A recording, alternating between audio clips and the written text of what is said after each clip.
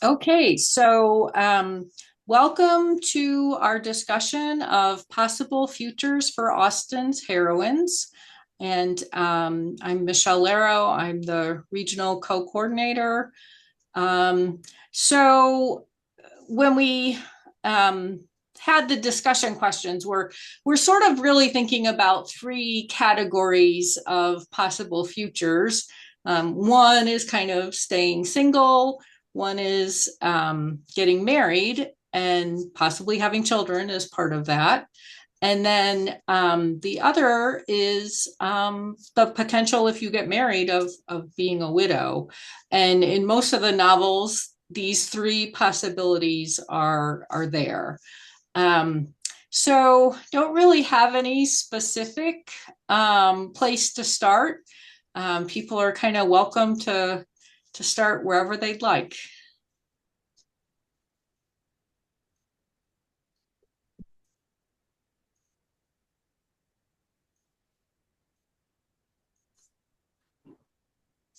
I would just say that in the case of Mary Ann and the much older husband, I think that the possibility of her eventually becoming a widow is pretty strong. Although I think at even though I would not imagine a marriage of that big of an age difference, it probably was a fairly happy marriage, but I would expect her to be a widow quite young. Yeah, and it seems like her parents' marriage kind of followed that pattern. It seemed like Mrs. Dashwood must have been much younger than her husband because she was about 40 when the story started. Um, so, yeah, not sure if Marianne would think of that, but it seemed like us reading the novel would probably think about it. Any other thoughts with Marianne and Well, I just found it interesting that she would eventually love, um, his name just now escaped me, Colonel Brandon? Colonel Brandon, yes. When she was so enamored before with this great romantic relationship. And this was not going to be that kind of a high flying romance, more of a slow, steady, very supportive companionship, kind of, with deeper love than romance that can be fleeting. So I'm sure she's led a happier life. Yeah, and I think that connects with sort of the bigger question of, in general, like what does Austen see for marriage? Does she think that you need to have that sort of high romantic, high passion, um, or does she see more of sort of that like esteem and respect and companion um, being equals? Well, I think the Bennett's marriage really is an example of a failure of sorts of a marriage that's just based on looks and romance, something young and exciting, new and exciting, not a long term, really supportive relationship. And he and Mr. Bennett admits, that when he was married, it was because she was young and beautiful and exciting. I think So, that, oh, I didn't mean to interrupt. no, go ahead. Oh, in thinking about your comments, I would say that I would see that Jane Austen has a message about the importance of getting to know your prospective spouse. Because we look at these examples of hasty marriages, like you're talking about, like the Bennets, and I think in other books, also other of the novels, that besides things like holding your partner in esteem and maybe being on a fairly equal basis in terms of, you know, your intelligence, perhaps your value, certainly your values in life, but also since none of her, you know, correct me if I'm wrong, but I don't think her heroines have any of them rushed into a marriage. They had to trot a path of ups and downs, and they really had to discover something about themselves, something about their prospective spouses. So I would say that, you know, you need to take some time instead of, you know, jumping into a marriage just based upon physical attraction or money or, you know, other factors. So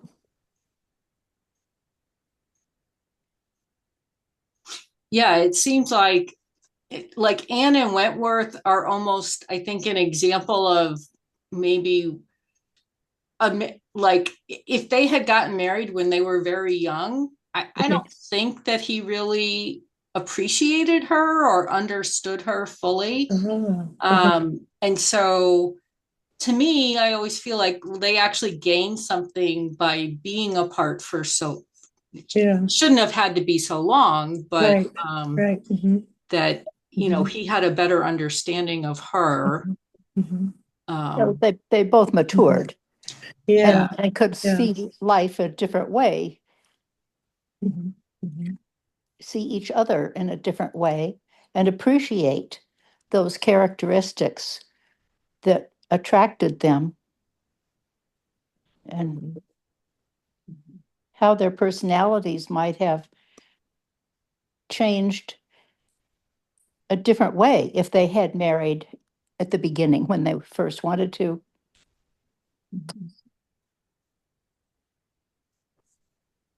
I think that brings up something about, I was just thinking about Charlotte and Mr. Collins, that was a That's, very quick, yes, you know, that's a quick one. what do you call it? Um, I mean, they were basically married right away, but I guess you could say that Charlotte went into it with her eyes open. She knew herself, she knew what she needed, and she made a decision that was right for herself. He obviously knew nothing about her, and maybe it didn't matter. You know, he got a wife and he pleased, you know, Lady Catherine. So Well, as Charlotte said, she was not a romantic. And by her age, at 27, mm-hmm. she was looking for just some stability and a home away from her parents. Mm-hmm. yeah, She made it work Mm-hmm. with making her own, finding her own room in the house, making it Right. a place that was not attractive to him and Yeah. encouraging him to garden. Right. Yeah, so she made that marriage work. Mm-hmm. it was like she made a bargain and she was willing to like do her side of the bargain in order. So like she knew what she needed to do to make him happy, Right. even if Mm-hmm. maybe she wasn't going to have fulfillment in the marriage. She got a child, which Mm-hmm. seemed like that was something she really wanted, and she Mm-hmm. got her own home. Mm-hmm.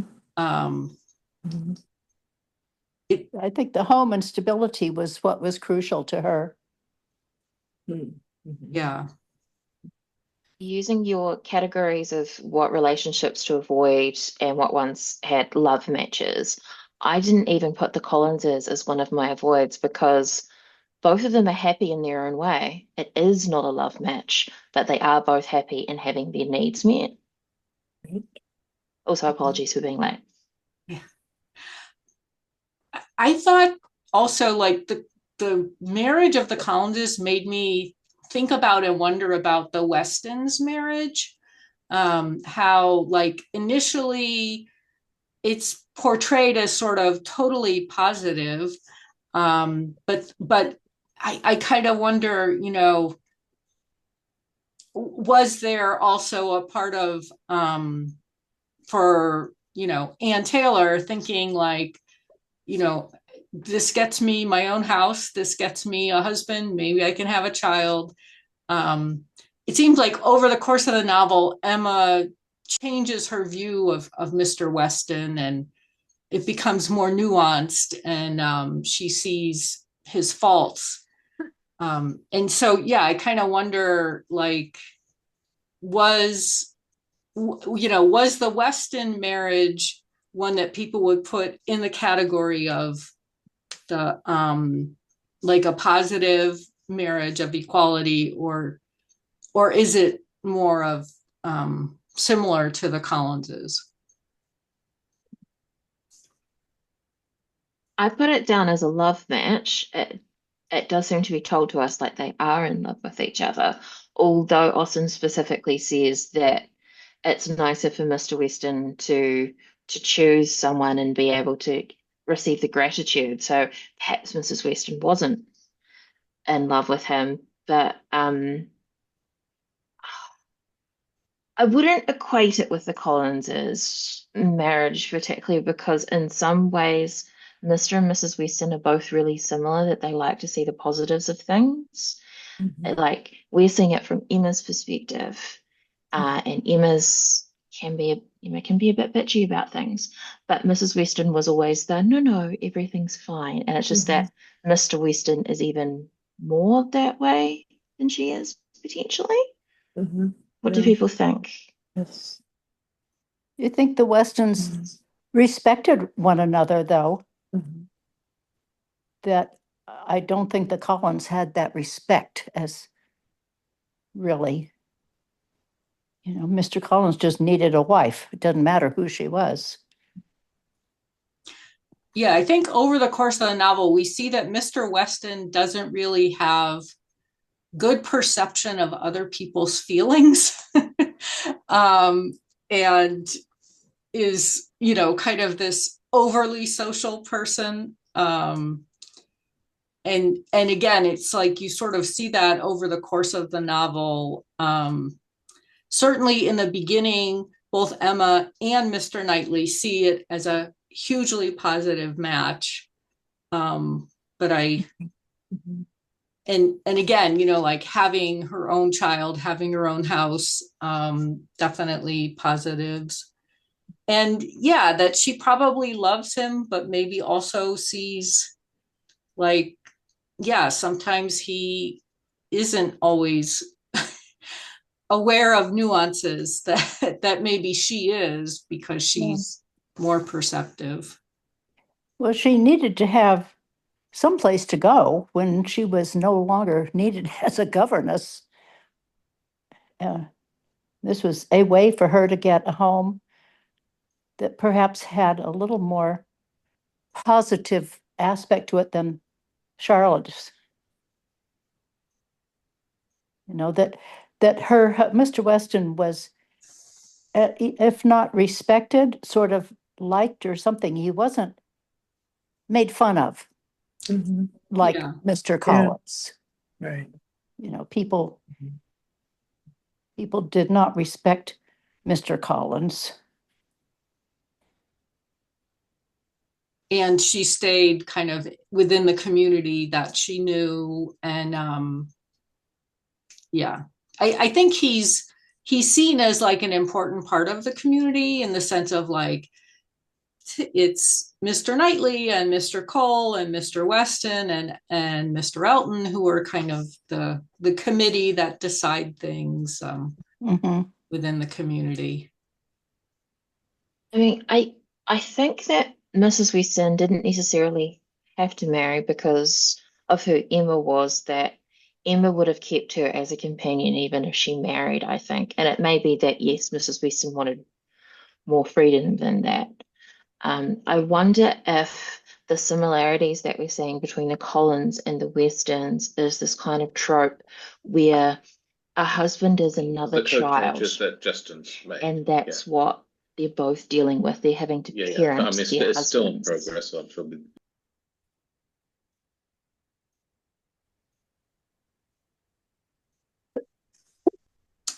I couldn't hear the last part of what you said, Franz. Yeah, I think there was Oh, something talking. sorry about that. There's someone else on a call in the same room as me. Uh, I was wondering if the similarities that we're seeing between the Coles and the Westons, despite there being really different and there being that respect in there, that it's the trope of a husband being another child for the wife to parent. And that's the similarity that we're seeing. And I mean, Mrs. Weston was a governor. She's very good at handling children. So. That's a good point, Francis. I would also be curious about what Jane, when she wrote these novels, how much perspective the men had in her vision. Like, why did Mr. Weston want to marry her? Or why did Mr. Collin, their perspective as well? Because we usually go straight to what the women want and what their awareness is. But I feel like the men are just as aware of the predicaments of these women and are often reacting as well, but we don't really think or see that side of it. And I'm just curious if people ever think or wonder about that.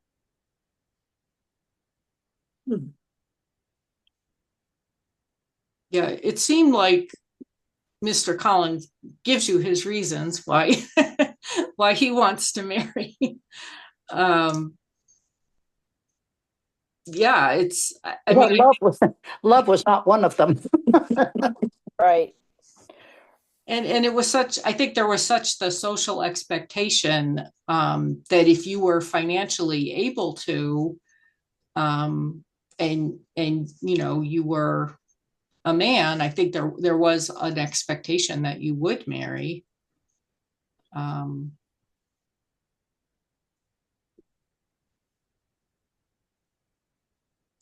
think the other sort of question marriage for me is the John Knightleys, because like Isabella is happy as a clam in that marriage. Yeah. And I think probably John Knightley is probably pretty happy also. It doesn't seem like he's unhappy with Isabella, even though sometimes, you know, he can be short with her, but you know, is that, I feel like that's another kind of middle marriage where it's like there might be some good features, but what do people think? Melody? I think a lot of it has to do with expectations. We have such unreasonable expectations about Moonlight Roses for 50 years. Well, I'm on 51 now, so I guess we're done. I don't know. But I had a friend in England once told me that back in the day, you just wanted to get all the children through the winter alive. You know, I mean, she painted a bleak picture, but it was true. There was childhood mortality that, you know, even the women themselves often had childbirth related mortality and other things. And tuberculosis was rampant, as far as I understand, anyway. So a partnership meant that there was financial security for both. You know, whenever they talk about money, we just kind of, or I do anyway, I flinch a little bit like, what is that the basis for making a decision or throwing your cap at somebody or setting your cap, whatever the idiom is. And so I think our expectations, they may be so unreasonable in many respects that we can't understand the success of a marriage like the Weston or even McCollum. So what do you think?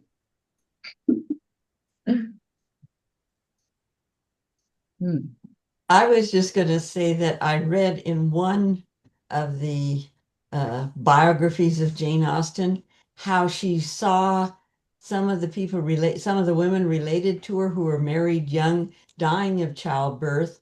And as the novels went on, you know, Persuasion is one of the later ones, and notice that she's older when she gets married, and almost like maybe that's safer to wait till at least you're out of your teens to get married.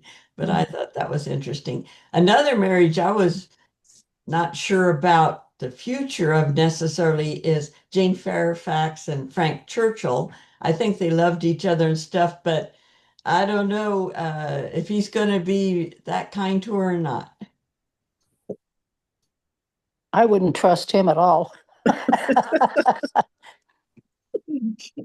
Yeah, Frank Churchill sucks, but Austen, family tradition tells us that Austen said that Jane does not live long. It's a year or two after their marriage, because remember, she's being sickly. And then, there's a whole thing about him repeating the same patterns as his father. He's marrying someone that was almost a governess. His father married someone that was a governess, and then his wife is going to die quite young, the same as his own mother did. Um, but I mean, being frank, definitely they loved each other. It's definitely a love match. But yeah, he did not have her concerns at heart during the engagement. And that's one of the things Mr. Knightley goes on about. His first concern should have been to make sure that she was comfortable because she was in a really uncomfortable situation doing something she knew was morally wrong. And she didn't have the freedom that he did to, cavort around the country and stay with different rich people. She was in a small apartment and with not a lot to live on. Um, so yeah, I think that you're right. Potentially he may not be a great husband, but she wouldn't have to suffer too long.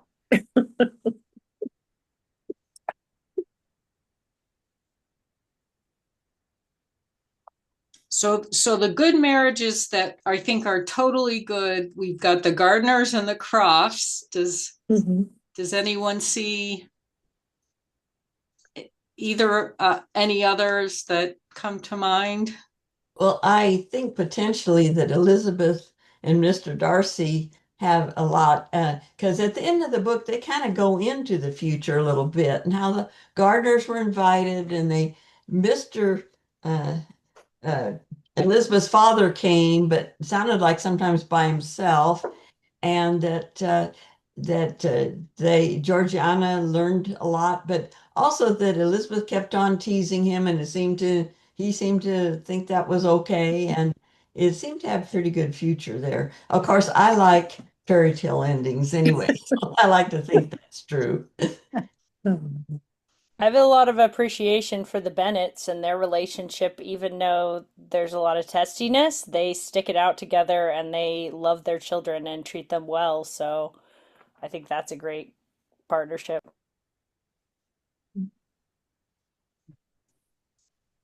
I would also mention in Northanger Abbey, the Morlands, Catherine's parents. They seem so sensible, not dramatic. Like when they welcomed her back from staying at Northanger Abbey, it was like, well, okay, you had your experience there. Now um, I know you're sad or whatever, but you'll get over it and, life goes on. So, even though there's not a whole lot said about the parents, but um, certainly they're not made fun of. And they just, seem to be doing a good job with their children. Yeah, they both seem to respect each other in sort of that limited amount that we see them. Um, and they work as a team.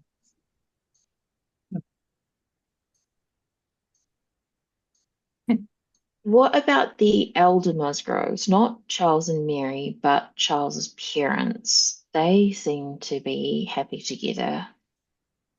Did anyone have any thoughts on that?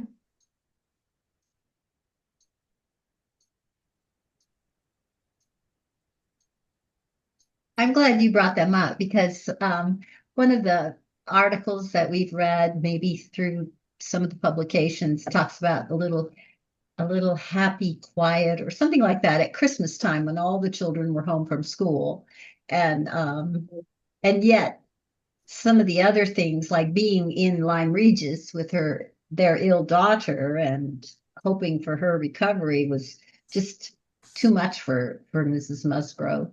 So it is nice to see the peaceful, happy scene. And I imagine it being rather chaotic and loud myself, but that's because I don't have all those children coming home from boarding school for Christmas. and they were sort of maybe presented as an old-fashioned couple in the sense of Yes. like the Mhm. women have their domain and the men have their domain, and they're sort of separate during the day, and then eat dinner together. Um, so I think that Anne was kind of, I mean, she felt more at home at their home actually than in her own home. I think she liked the way they included her. yeah, they had good heart. It seemed like that, for her that was more important than them having the most refined manners, which they did Mhm. not have.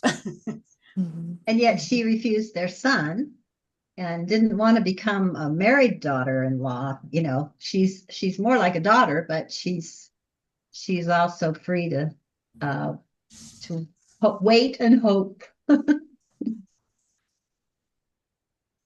Yeah, I mean, certainly Austen told her niece Fanny, do not marry if you don't love the person. Um, and I think like that's really important for all of the heroines. But it also seems like the love is sort of maybe differently defined for some of the heroines. I think in Pride and Prejudice, Mr. Bennet says to Lizzie that you need to respect your marriage partner, and that the respect and love could be, in some cases, almost used interchangeably because our ideas of love are very different from their ideas. As you were talking about Melody, like the concept of figuring out how much money people have before you get married seems a bit weird to us.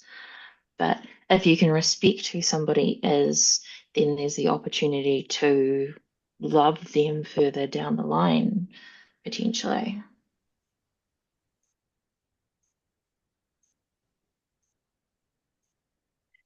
I wonder if Austen is also saying, besides, looking for a partner who you share something important things in common, and you can respect, you can love them, um, share things. Is she also saying something about you also need to pay attention to social status and to money, that you don't throw yourself away?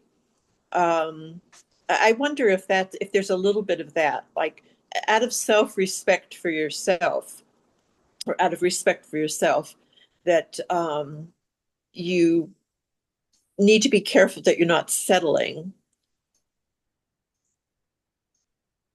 I think that Mrs. Price in Mansfield Park could be used as a really good example of that, right? She at least appeared to love her husband when they married and didn't want to tell her sisters because they had higher status partners, and married to disoblige her family. Um, but we see that she's the one that struggles the most out of those sisters.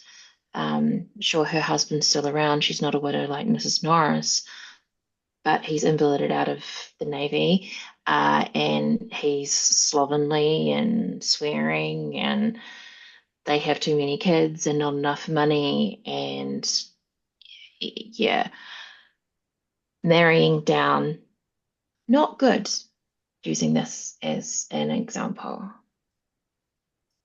And I think especially like in Sense and Sensibility, also when like Eleanor and Edward know that they love each other, but they're not willing to get married on only 350 pounds a year. To me, that seems like that there's definitely a sense of like, um, you have to, there has to be a certain standard of living that you can uphold. Yeah. Mhm. And I think that also connects with that question of widowhood of, if you don't marry with thoughts of money as part of the consideration. You could be very poor when if your spouse dies. um, Um, I think that it would be better if people put more consideration into suitability of partner, in respects to personality and money and those things these days, because we tend to get run away with by love and then divorce. Um, and people end up stuck in not great situations and not able to support each other. When it comes to widows, I think most of the widows that Austen shows us are pretty good. They're in a pretty good situation. Interestingly, not in the ones that you listed, Michelle, Lady Susan is kind of the exception where she splits between she's got independence, but she doesn't have money. And she did marry well, but also it's kind of her own fault because she ran through his money, or at least that's the impression that we're given about her. Whereas you look at the others, Mrs. Jennings and Lady Catherine have both got freedom and independence. Um, Mrs. Bates doesn't have financial independence or freedom. Whereas Lady Susan sort of fixed the trend, but mostly the widows that we're seeing are the ones that have got power, like um, Lady Catherine, Mrs. Jennings, and even Lady Susan. Even though she doesn't have the money, she's still got her rank, and I would say a lot of personal power that she wields viciously. Yeah. On the other end of that for me is Mrs. Smith in Persuasion, whose husband hasn't really didn't really provide for her after his death, and she's kind of in this. I mean, she still makes the best of it and manages to have a retainer nurse and a positive experience, but you can tell, she's probably not going to get better as she goes in her life. yeah. And the Dashwoods aren't in great shape, especially, kind of thinking about having to marry three daughters, trying to survive on 7,000 and get three daughters married is super hard.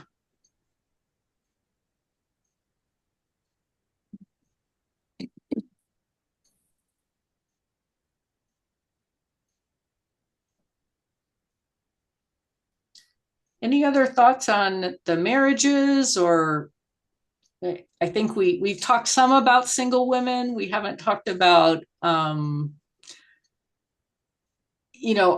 think Anne Elliott's experience of being single is interesting, where, she refused Charles Musgrove, but when she's 27, she worries that somehow she might have been bullied into accepting William Elliot if it hadn't worked out with Captain Wentworth. So kind of feel like that there's a little bit of interesting dynamics with Anne.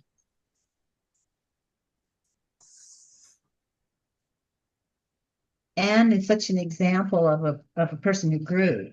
She was very persuadable and probably, I don't know, understandably so, I won't say rightly so, with her mother's friend when she was 19. But 19 is way different from 27.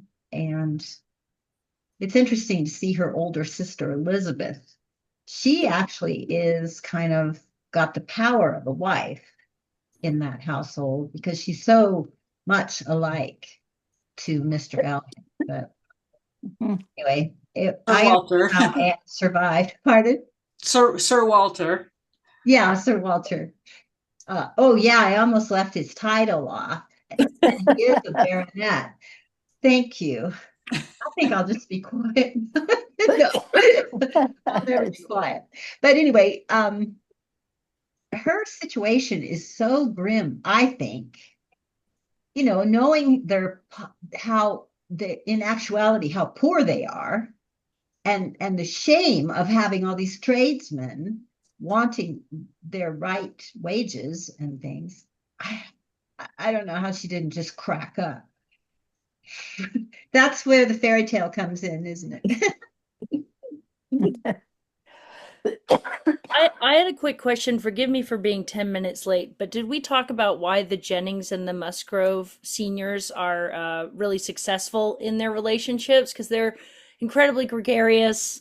They tend to laugh off things. And I think that's a huge part of why those relationships are very successful, even though they're often kind of made fun of in a sense, but they still are tried and true.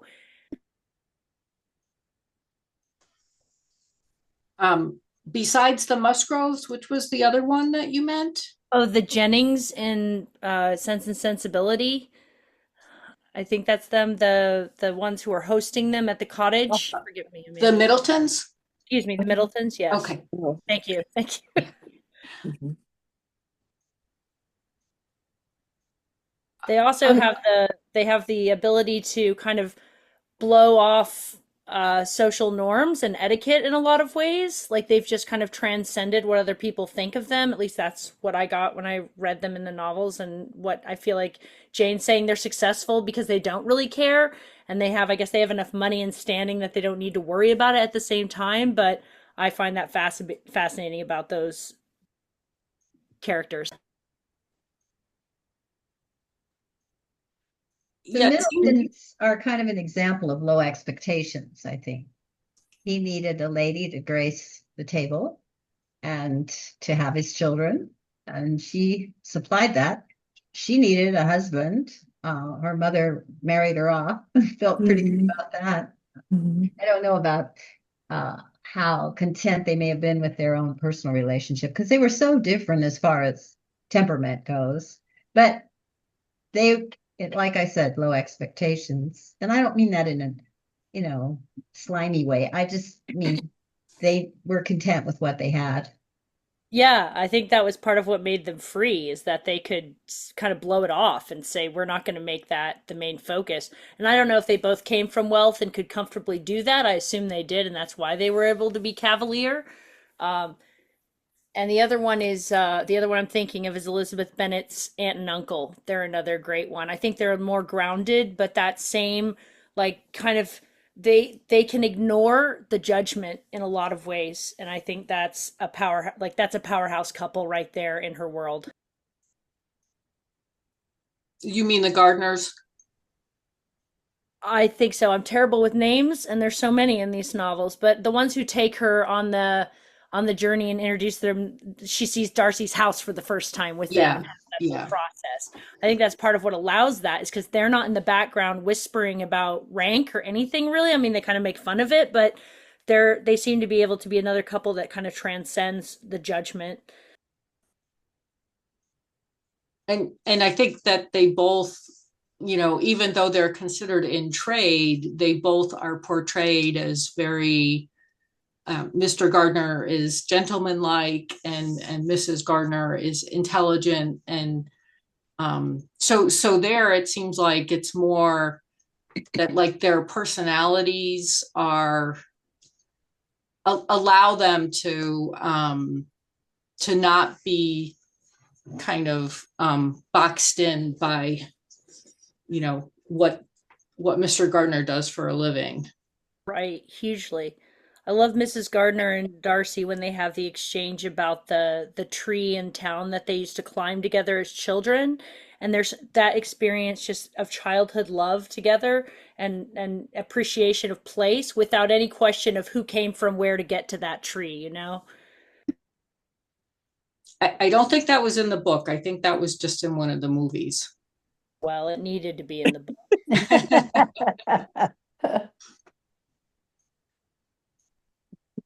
Yeah.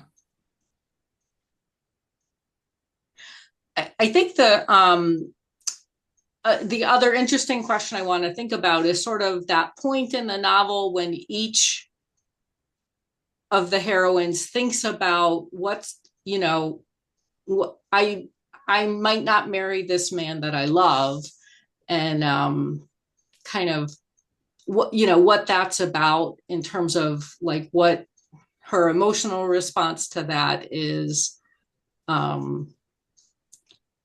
It seems like there has to be some kind of acceptance that that could be a possible outcome. In order for them to get their happy ending, they have to accept that they might not get their happy ending. Yeah, I think in Sense and Sensibility is a good kind of contrast where Eleanor kind of, okay, I'm not going to be happy the rest of my life, and I'll just have to grin and bear it and take it and so on. And Marianne goes completely emotional about it all. And but after, even before Colonel Brandon kind of got a hold of her so much, I think she was beginning to see uh, how things were and that that it would not have worked out probably if she didn't have money. But it was definitely a contrast the way, especially at first, between Eleanor and Marianne. I also kind of wonder about Robert and Lydia or whatever her name was. What became of their marriage? Lucy, yeah. I think that just shows how good a manipulator Lucy is. Um, and I think she's older than Eleanor, so I think that like, she's one of those single women that's kind of like, I cannot stay single. Her sister is 30 and she's like, I cannot do that.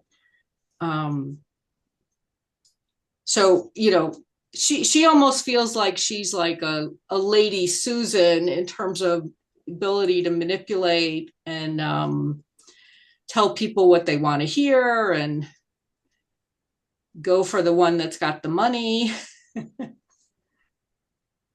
When you were talking about Eleanor and Marianne and the contrast, it's easy to see the contrast there. And it's easy to kind of feel like Marianne's over the top.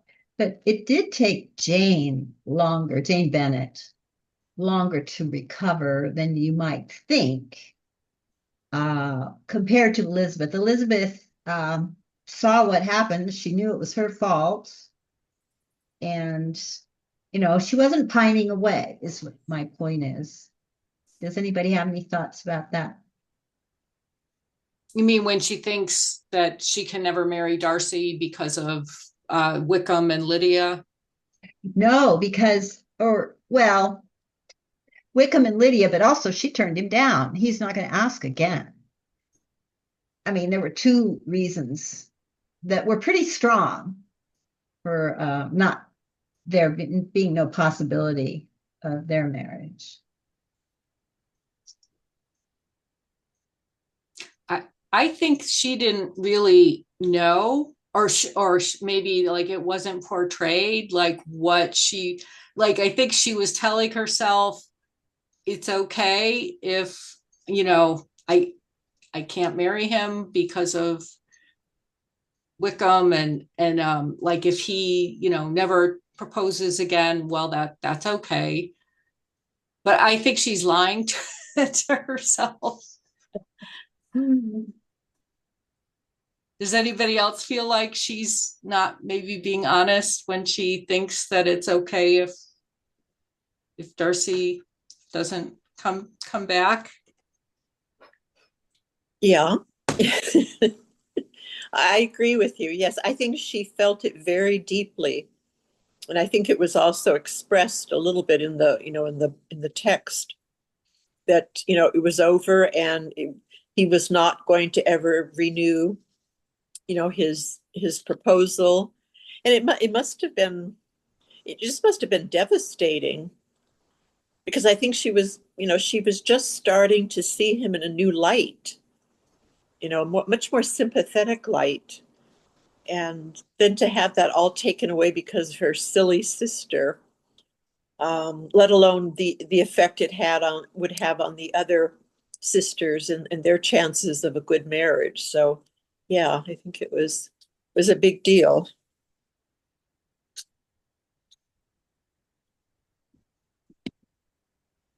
we haven't talked too much about Mansfield Park, and I feel like there's just so much suffering that Fanny goes through thinking that Edmund is going to marry Mary.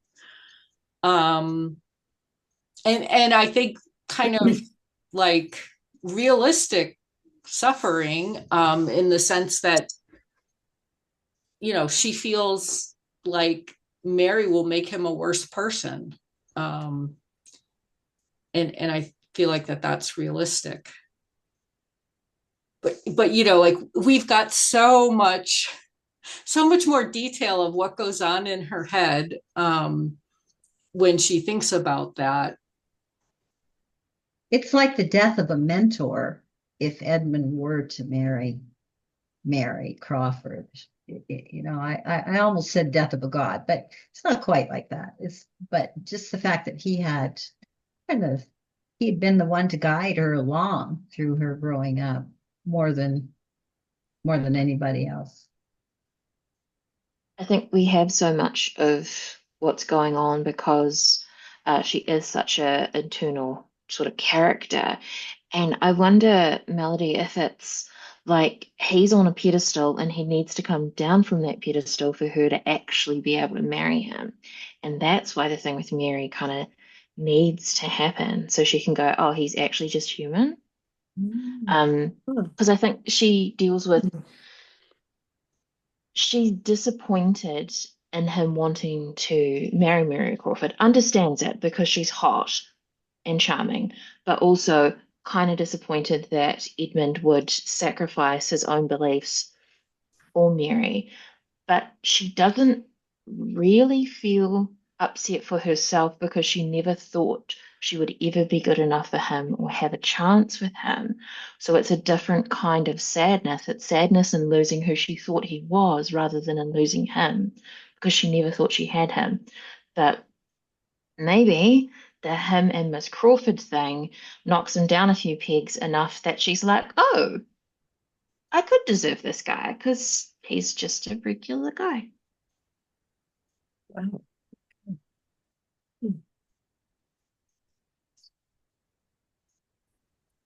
And I think she, as part of that, Kim getting off the pedestal, like she begins to have more faith in her own opinion.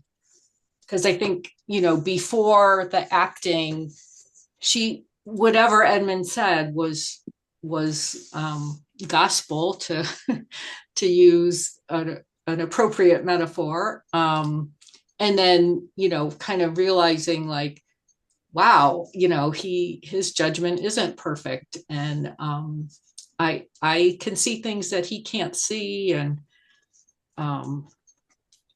so maybe like that helped her to be able to think about having a marriage of equality with Edmund, where maybe before she wouldn't have thought of herself as an equal.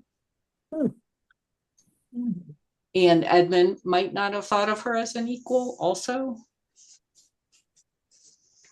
I think if he really is going to continue with his profession, Fanny is definitely the wife for him, and so on. But I also think that, yeah, when Edmund, during that little play or whatever, kind of disappoints her, but he also later kind of, I think, realizes, oh, Fanny was right. So he even sees that she was right. Even she herself knows, but he realizes too. Yeah, when his father comes home, he's able to defend her.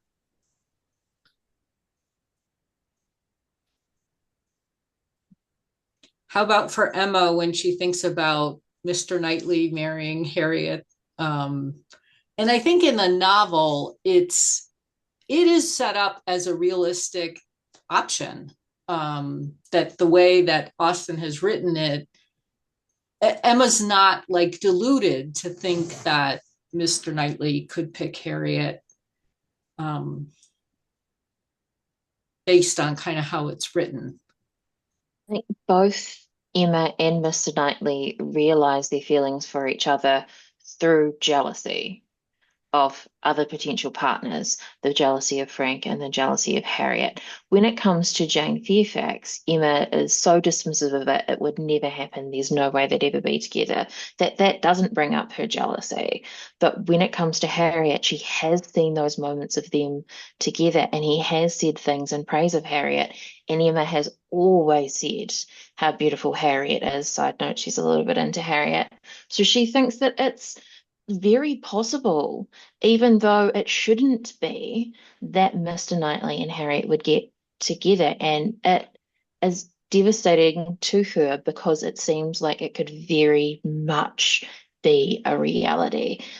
But for her, that helps her figure out, oh no, I want him. That one's mine. She can't have him. And I struggle with the whole social class thing because then she suddenly realizes that Harriet is not of appropriate social class, and also that pretty soon after that, she basically drops Harriet as a friend, just sort of like quietly ghosts her because we can't be friends anymore, especially when I marry Mr. Knightley and you marry a farmer. Like, no. Hmm. Hmm.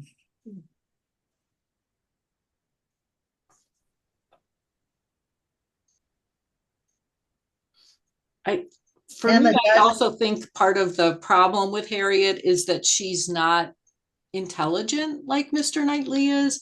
So I feel like there's sort of her illegitimacy is one, but then the reality of like her not being intelligent, that to me feels like a much more realistic issue. Not that that's necessarily how Emma frames it, but for me, thinking about like him with Harriet, it doesn't feel like an equality. There's the thing she said about, I guess, the farmer. There, I can't do anything for him. So she's either the Lady Bountiful or she's someone who must show respect for like the queen or something. So the class thing is so inbred, we really can't understand it in our more democratic societies. I don't think. Um, it just doesn't, it's just not the way we are anymore. I would say there are definite class systems very much alive in the United States and hierarchies that are still very much in play in a similar way they would have been in Britain.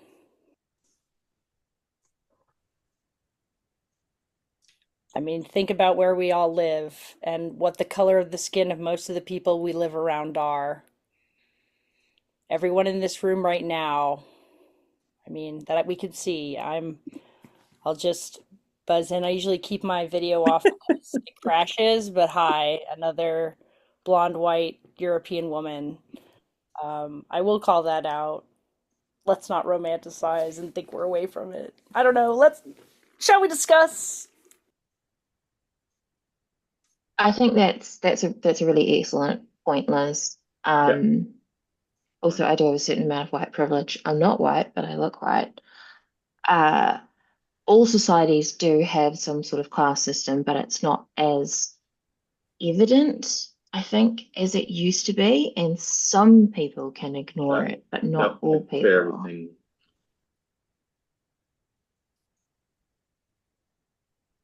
I would venture to say that I very much believe we have a class system, that it's social economic, and it's particularly economic. It's about how much money you have, and maybe to a lesser extent, how much education you have. And I agree that there's underlying other factors that go into, who you're going to end up with, who you want to associate with. But, even from when I was working, it really was about, what job you held, how much money you were making, who you hung around with at work, where on the hierarchy you were. I and as someone said, I think every society has their own, version of a class system. Um, it may be difficult for us to enter into the one that existed in, Regency England, but yeah, I agree. We have it here too. It's just that, maybe because we live with it and we don't maybe always see it, or we don't stop to consider it. Maybe we forget that it's there, but um, I agree with you. It's there. So, And within Emma, I think, Mrs. Weston talks about the marriage of Jane Fairfax and Frank Churchill not being, the best match. It feels like it sort of pervades that whole system there of, thinking about who's in trade, who's genteel, right. and Mhm. so Emma, when she doesn't like someone, she'll bring up class, but when she likes someone, like she never brings up Mr. Weston's class, and he got his money in trade also. Um, so it's I feel like she is snobby, but like her whole like world is snobby. What about mobility, though? I'm getting back to the hierarchy thing.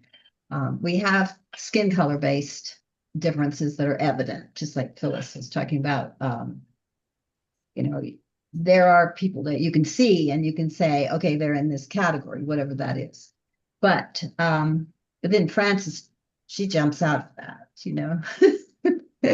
or she said she has, but not really. I'm not. I don't know. I'm not making myself very clear, but there is more mobility here, even with education level and the kind of work that you do. Yeah. You Yeah. can, and then my husband was in the military, and there's a lot, I think, of inclusivity in the military that you don't always see. But you go to the chapel and there's all colors there. But in America, there's black churches and there's white churches and there's mostly Hispanic churches. And that makes no sense, really, because God made all these people. But anyway, there are a lot of cultural things and music tastes and stuff that play into that. So I'm not going to get into that. But I think mobility is different now than it was in Regency England. Yeah, I would agree. Yeah, it's funny, kind of in Emma, there kind of is some mobility in Emma in terms of who marries, and yeah. I think the big difference is that the money thing now is more separate from the class than it was during Austen's time, because we don't think of people as nouveau riche like they would. Whereas like Miss Bingley in particular, I remember an interview with the actress from the 95 Pride and Prejudice, and she was going on about how Caroline Bingley is nouveau riche, and she's very desperate to marry Mr. Darcy, not only because he's a great catch, but because he is landed gentry, and that will settle her in that rank of life, because it's only been 2 generations that they've had money and not been in trade. So to solidify themselves as gentry, she needs to marry into that, and her brother needs to buy a thing. These days, you can earn money, and maybe people will treat you differently. Like if you want to get into the upper 1% or whatever, a lot of those are newly made money. The old rich families, probably don't mix with the commoners. But then also a lot of the old rich families no longer have any money. So, and they could still be snobs. It's so different. Like money and class are almost on different tiers, and some people will treat people better when they've got a lot of money, even if they're complete trash. Well, and then the other thing is that a lot of times the aristocratic class in Austen's novels are portrayed as rude and unlikable. Lady Catherine de Bourgh, she's Mhm. a prime example, Mhm. but you see it other places as well, maybe not as prominently. Well, Tilney's father, a creep. Um, so um, it's funny how the aristocrats are treated poorly, and Jane Austen's class itself is usually you've got variety, but you've got more likable folks, I think. Mhm. Mhm. The big question is heart, like who's got a good heart? And so the Musgroves, the older family Musgroves are good because they have good hearts, even if they're not the most polished people. Um, yeah. I think the same with Mrs. Smith. Mhm. She similar rank to Mrs. Clay, but she's treated so differently because of the way that she conducts herself, and she's a good person, whereas Mrs. Clay is seen as grasping, even though she also is a widow with not much money and no name of dignity. Mm-hmm.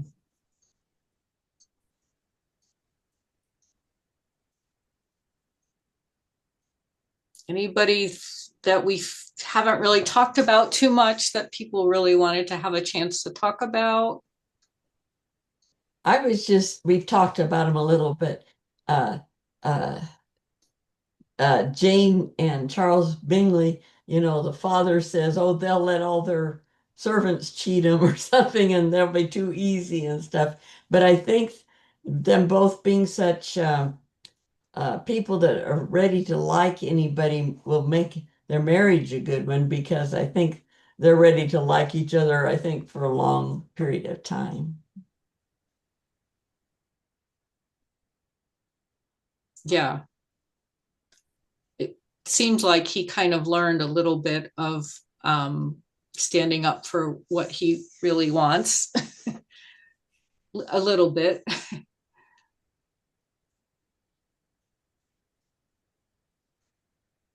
I was interested going through the questions that you posed, Michelle, that the descriptions I put for widows for Lady Catherine and Mrs. Norris were exactly the same. That they both want to run the world and everyone's lives, and that they're a bitch. They both have financial freedom and independence as well. But then also made me think of Lady Russell, also freedom, independence, financial, and a little bit of wanting to run people's lives, but not in a bitchy way like the other two. Mhm. And is this some sort of trope about a widow that she has a lot of power, perhaps? Or maybe this is someone that Jane Austen knew and has used the sort of powerful, rich widow figure that she knows across several of her novels. What do people think?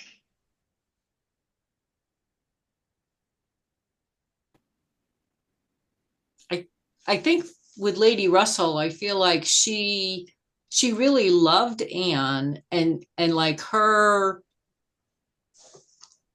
not wanting Anne to get married to Captain Wentworth super young was, because she thought she was helping her kind of in the role of a mother. Um, so I feel like she's very different than someone that, wants to control things because she's controlling, like Lady Catherine or Miss Norris. Um, Would you say there were strong themes of the preservation of wealth? Yeah. Mhm. Yeah, that's one of the things that's hard for me to understand. If you've got a poor person marrying a wealthy person, that seems like a good match. But with all the things about class um, I think, education level and polish and culture and all that kind of stuff that goes along with being poor. Maybe impoverished is a better word. You know, they were well off and got all the education and everything, and now they're not doing so well. But anyway, just like I think it was Phyllis, you were saying about rich wants to marry rich, and that just seems excessive. So I don't really understand it. But it seemed like in that Regency era, that was like very, very common in, I think, especially landed estates, because the cost of upkeep and things like that was so high. You know, it sounds like General Tilney married someone for her money, and needed that influx of cash for all of his good works at Northanger Abbey.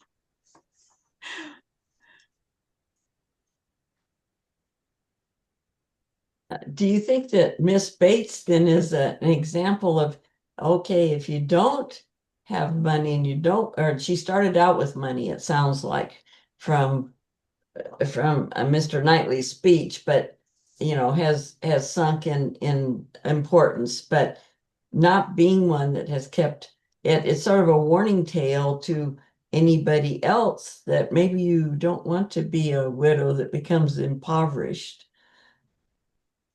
Yeah, it seems like they became impoverished because their income was from the father having a position as a clergyman, that once he died, they didn't have any, or maybe a little bit of income, but not much. Just like Jane and Cassandra, isn't it? Yeah. Yeah, that there's that sort of, it seems like there's sort of that cautionary piece of, yeah, marry for love and make sure you you have enough that you're not going to be impoverished if your husband dies suddenly. Oh, because look at Mrs. Eleanor, Bennet. yeah, and if Eleanor didn't, if Eleanor and Edward only married on 350 and Edward died, Eleanor would have the interest of 150 pounds, or no, she would have 150 pounds a year. So. Well, Mrs. Dashwood then would be also an example of a widow, left because she's the second wife and so on. Yeah. And it's never 100% clear, like what happened to Stanhill, that their estate that they had before they went to live with the uncle, but does seem like, they definitely were not left with a lot of money. I think the husband probably was at fault, the father of Eleanor and the other girls. I think he didn't change his will or something. Or can you change your will? He couldn't. Yeah. Ah, okay. The difficulty being that Norland Park was entailed. It wasn't previously entailed, but it looks as though the uncle entailed it to ensure that it was secured for Henry Dashwood's son. But it was not entailed prior to that, because it specifically says the legal inheritor and who he intended to give it to. So he didn't necessarily have to give it to Henry Dashwood, but he chose to do it. But then he chose to do it in such a way that he had to lock it all up so that Henry Dashwood has to give it to John Dashwood, who has to give it to his son. And the whole thing has to be kept together, so they can't sell anything or mortgage anything. And Sense and Sensibility is a really good example of ensuring that you get legal things down in writing, because Mr. Henry Dashwood was so sick and dying, he couldn't get his son John to do a legal agreement to actually do his job and support his stepmother and sisters. Instead, he's like, oh, we have no money, even though we have an extra 4,000 in this estate plus the other half of his mother's money, and then they're spending all this money doing all these improvements and buying other parcels of land and getting £200 in the hand from Mrs. Ferris, which is 40% of what his sisters get in a year. So this is why it's really important to document stuff legally to ensure that people will do the stuff that they're supposed to do and not just go on, well, he will be the head of the family and he will make sure that they're looked after, because we know that does not happen. Sorry, end rant. Well, I think so much of it seemed to depend on whether you had the good luck or the bad luck to have relatives who would step in and take care of you if you were left basically destitute. So you think of, Mrs. Bates, there didn't appear to be anyone other than Mr. Knightley, perhaps, and some other neighbors who could help them out. And maybe you would be lucky enough, if you were left a widow, that one of your children, if you were lucky enough to have children, one of your children would step in and help you. Or like with Jane Austen, the brothers pitched in to support, mom and the two sisters. But if you didn't have that, that was not a good situation. Yeah. If we're looking at Austen's life, I believe Jane Austen's father, when his father died, his stepmother just basically said, I don't care about any of you anymore, and kicked out the kids, and they didn't get any money. And it was because of an uncle of his that he and Philadelphia, I think there was another sister, had anything. And it's because another uncle that he managed to get Steventon and Dean parsonages, that it was very much because of family, because he had just been kicked out and didn't have anything. And Okay. you can see the continued struggle of that on Jane's generation as well, because once you lose one level of support, the future generations continue to struggle. And that's why it's so important. And this is part of the reason that they do the entail as well, to ensure that that money and that land stays in the family and is not sectioned off for other sons or other daughters. But then on the other hand, it leaves those other sons and daughters potentially without. Yeah. Just a quick question related to Jane Austen and maybe what she would have been reading at her time. Does anyone know if she was connected to the works of Mary Wollstonecraft, specifically the Vindication of Women's Rights? Because that was huge at the time. And when I started reading the books, it just blew up every time she was mentioning the feminism, the imbalance of money and just outcome of life based on these. You were either lucky and you were rich or you weren't, and there was no in between. I think that was very much spoken to in her writing. Yeah.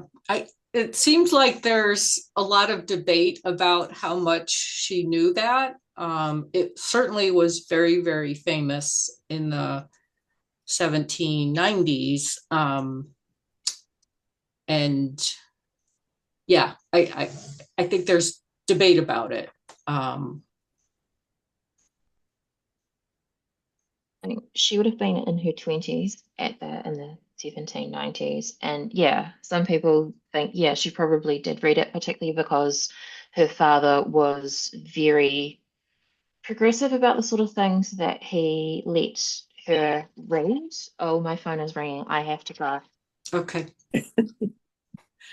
Um, the so one thing that in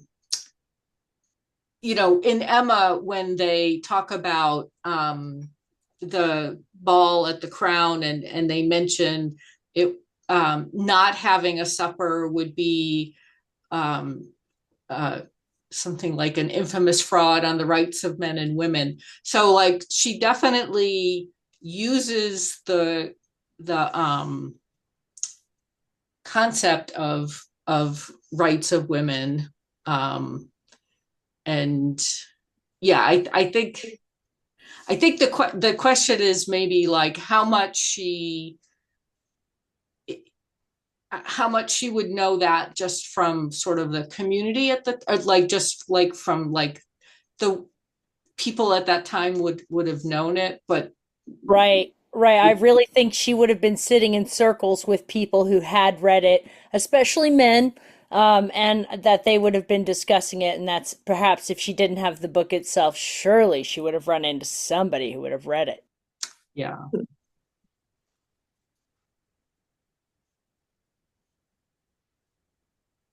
Cool. And maybe she got some Shelley in there. And of course, Byron was present. I love to look at these other authors that she did come in contact with and kind of reflect on how she weaves that in. Reading's pivotal in a lot of her characters and just how they interact.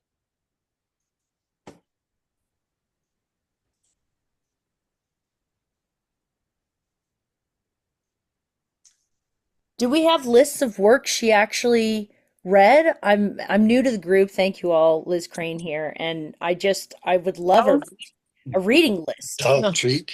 There's a couple Can't smell of anything. books that are out about books that she read. Um, I don't know if you want to buy, get a whole book, but there's sort of books that she mentions in her. I think Rebecca Romney wrote the recent one that was about what Jane Austen read. And then there's, kind of the books that get mentioned in the books themselves. So highly likely that she read most of the things that are sort of name dropped in the books. And there's a book by Susan Allen Ford that just came out about the books that are mentioned in the novels. But yeah, Liz, I think if you also look through like old editions of Persuasions online, they also, that's the journal for Jasna, that there's usually a lot in there about, either what Jane Austen read or the books that are discussed in the different novels. Excellent. Thank you for that.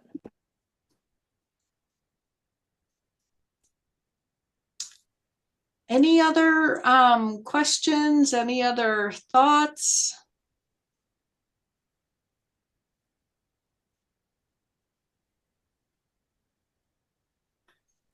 Well, thank you everyone for coming. Really appreciate the good discussion today. And we will put this online, and I'll send the link out once we get it up on our website. Usually takes a couple days to process it and get it up. Thanks, everyone. Thank you. Great questions. Yeah, I appreciate everyone's time. Thank you. Yeah. Okay.